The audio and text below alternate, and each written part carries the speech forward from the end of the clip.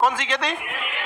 मिश्रित खेती। मिश्रित खेती में पशुओं को, जानवरों को खेती के साथ साथ किया जाता है। जैसे किसी का कोई बहुत बड़ा जमीन है तो उस जमीन के एक साइड में क्या कर दिया, 10 ठो 20 ठो गाय या भैंस पाल दिया, बाकी सब पे खेती कर रहा है। तो ऐसे खेती को हम क्या कहते हैं? मिश्रित खेती। मिश्रित खेती समझ में आ गया कि नहीं? इस मिश्रित खेती से कई फायदे होते हैं कि खेत के जितने वेस्ट प्रोडक्ट हैं, जैसे गेहूं हम ना खाते हैं, उसका जो भूसा वगैरह होगा वो जानवर खा जाएगा वहां पे। तो खेती का वेस्ट प्रोडक्ट जानवर, और जानवर का गोबर खेत, और खेती का अच्छा वाला आदमी, जानवर का अच्छा दूध दही आदमी लेके चल गया। समझा के? तो दोनों एक दूसरे में क्या है?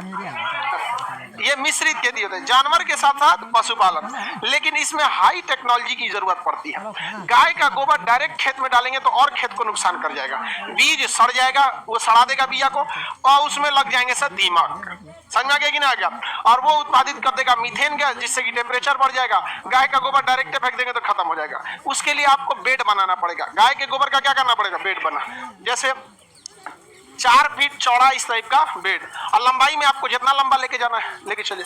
बट 4 फीट क्या होना चाहिए? ये होना चाहिए 3 से 4 फीट, और इसको जितना लंबा लेके जाना है आपके खेत के हिसाब से डिपेंड करता है। और इसमें पहले क्या डाल देना है? गोबर। इसमें गोबर को डाल देना है। अब 1 महीने का गोबर हो जाए, जितना आपके पास अवेलेबल हो, उसमें इसमें क्या भर देना है? गोबर।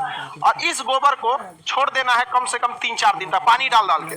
मतलब इसके अंदर जितना मीथेन गैस है ना, सबको बाहर निकाल देना है। और फिर ऐसे मिला के उसको 3-4 बार, इसको 3 से 4 दिन पानी डाल के पूरा का पूरा इससे क्या निकालना है? गर्मी इसके अंदर का, और इसके अंदर का गोबर को क्या करते हैं? मीथेन गैस को निकाल दे। जब मीथेन गैस वगैरह सब निकल जाता है तो इसे हम लोग बेड कहते हैं। क्या कहते हैं? बेड का। अब इसके लिए वर्मी कल्चर आता है। क्या आता है? Vermi culture. केचुआ आते हैं। क्या आएगा? केचुआ। उस केचुआ को इसमें डाल के एक लेयर, इसी का थोड़ा सा हटा के उसमें क्या डाल दिया था? केचुआ। लेकिन इस गोबर में डायरेक्ट केचुआ डालेंगे तो केचुआ विकास नहीं करेगा, क्योंकि केचुआ को गाय के गोबर को सड़ाता है। लेकिन इस गाय के गोबर में कुछ मुर्गी वगैरह का जो गोबर होता है ना, हल्का सा मिक्स कर देने से इसकी उर्वरकता और क्या हो जाती है? बढ़ जाती है। तो मुर्गी का जो बीट होता है कम मात्रा में, इसको इसमें क्या कर दिया जाता है? मिला दिया जाता है। और जब मिक्स कर दिया जाएगा तो जूट का जो बोरा आता है जिससे आदमी पैर और पोंछता है, उससे इसको क्या कर दिया जाता है? ढक दिया जाता है। और सुबह शाम उसके ऊपर क्या किया जाता है? पानी डाला, ताकि नमी मेंटेन रहे। अब डायरेक्ट जो गोबर था, उस गोबर को कौन खाएगा? केचुआ। और उसके बाद जो केचुआ गोबर करेगा तो उसमें से कार्बन और हाइड्रोजन को तोड़ ताड़ के अलग कर देगा। इसी को कहेंगे हम ऑर्गेनिक खेती। कौन सी खेती? ऑर्गेनिक। और इस खाद को अगर आप खेत में डालेंगे तो पैदावार बहुत नेचुरल और अच्छा होगा यहाँ पर। और उसको खाने से ना आंख का रोशनी खराब होगा, ना बीपी का प्रॉब्लम होगा, और ना ही पथरी होगा।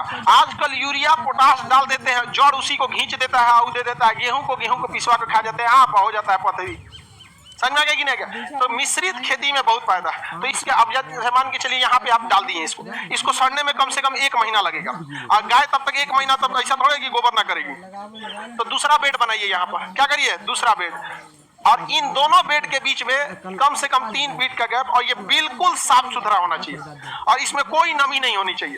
पानी डालते समय ही ना कि डाले पानी में कीचाइन हो जाए सब, इसमें बस यहाँ से भी दीमक उमक लगना चालू। ये पूरा बिल्कुल क्या होना चाहिए? क्लीन बीच वाला। इसमें पानी को क्या करते रहिए? डालते रहिए यहाँ पर आराम से। तो ये क्या हो जाता है? वर्मी पोस्ट हो जाता है। भैंस का गोबर या गाय किसी भी जानवर का चलेगा, बस केचुआ से उसको क्या करना है? कंपोज कराना है। केचुआ खा के उसको क्या कर देगा? खत्म कर दे। 1-1.5 में केचुआ बिकते हैं सब, केचुआ बिकते हैं सब। हाँ, मछली बिकता है ना, उसी तरह केचुआ भी बिकता है। ठीक है? उसके लिए दुकान होते हैं प्रॉपर जहाँ केचुआ बिकते हैं सब, वहां ले आके इसको करना। यह क्या कहेंगे? Vermi post. और ऐसे खेती क्या कहलाएगी? ऑर्गेनिक।